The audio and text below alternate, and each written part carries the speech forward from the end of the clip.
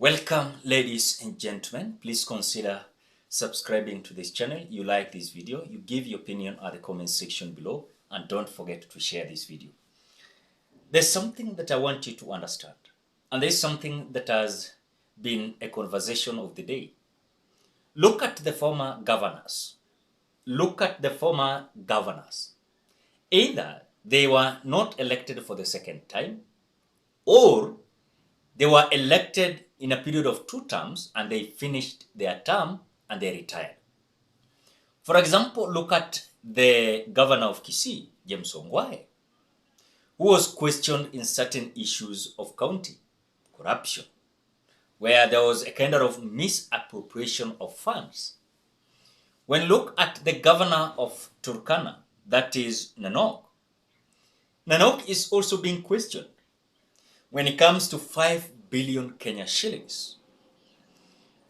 When look at different governors, ladies and gentlemen, you will realize that these people misappropriated the public funds. But now, in this video, I want us to have a very candid discussion on how Nanok is facing corruption allegations. As according to the audit shows, Turkana bills were inflated by 5 billion Kenya shillings. And one thing that I want you to understand is, if for example the allegations is that Nanok looted 4 billion Kenya shillings from his,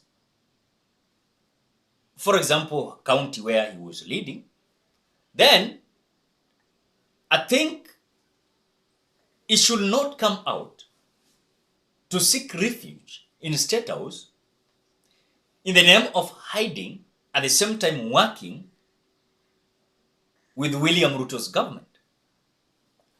So I think if William Ruto is a man that means his words, there are certain former governors that are being surrounded with corruption left, right, center, and they are supporting him. I think the way he has been so eloquent and vibrant when it comes to the issue of dealing with corruption, William Ruto must come also to assist Kenyans on how these former governors must refund the resources they looted. So according to the news is, former Governor Nanok, according to the allegations of Turkana, received 120 billion shillings during his tenure. Him, his family, and other officials stole at least 70% of the billions, bought houses in Nairobi and South Africa, big cars, and left Turkana to survive on their own. Now, how greedy are these humans? Because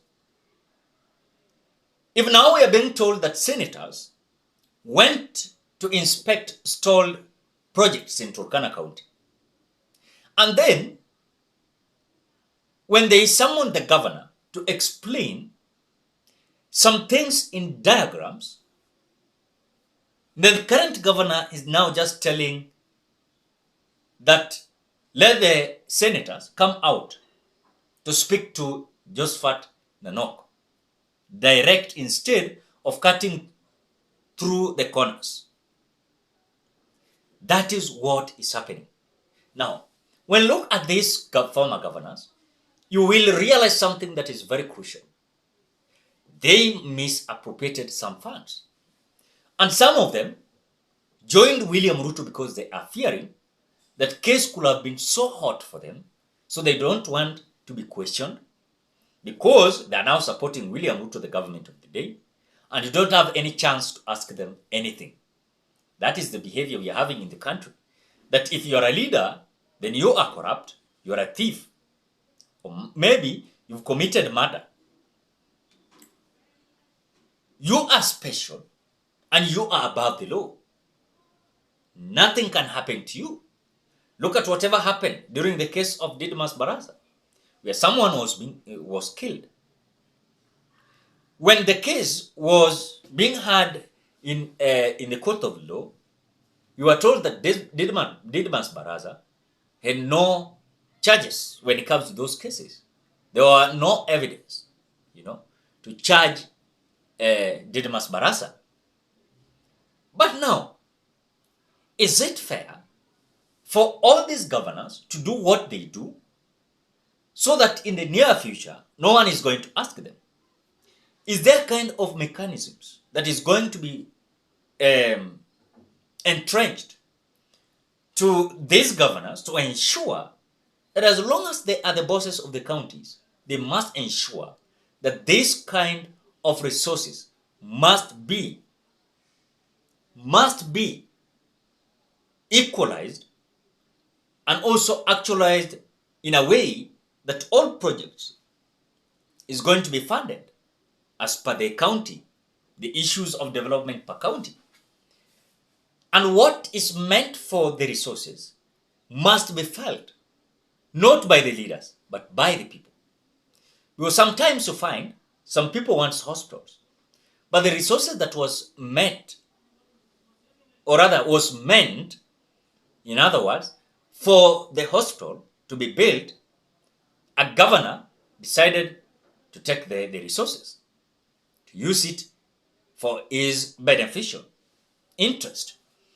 But now, again, when you look at several leaders, when you look at even members of parliament, we have of them who are receiving CDF.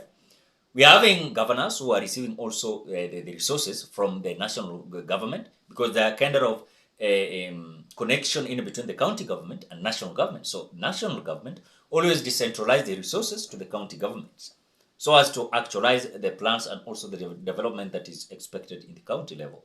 And that is the kind of devolution. But it seems like this devolution is meant for few individuals to be rich, to buy homes, expensive cars, everything that they want. But now, after doing that, you will find that no one is coming out to represent the people's issue. And that person that was expected to represent the people's issue is now squandering the public resources, which according to me, I'm not comfortable with it. I'm not okay with it, because after doing that, you're going to look for a way that you're going to be defended by the government of the day. And because the government of the day, or rather you're supporting the government of the day will not have any kind of option but to protect you. And that is whatever is always happening to our country. But now, we'll look at also the issue of Nanok. Who is going to accuse him? Even if the EACC will come out to investigate, who is going to accuse Nanok? Yet he's working with William Ruto. He has an office there. Who will come out to accuse him? Totally no one. No one. Take it to the bank. No one is going to accuse Nanok. Despite of all these messages we are seeing from the newspaper, when it comes to that former Turkana governor Josephat Nanok, now the State House Comptroller, during an interview at his office in Lodwar town in March last year, they're being investigated. He's being investigated because of 5 billion Kenyan shillings. So the county government is to be investigated for inflation of pending bills by more than 5 billion Kenyan shillings. Hizo pesa zimeenda wapi? So the county also spent 3.8 million daily on domestic travel and per diems during the financial year ended June 2021.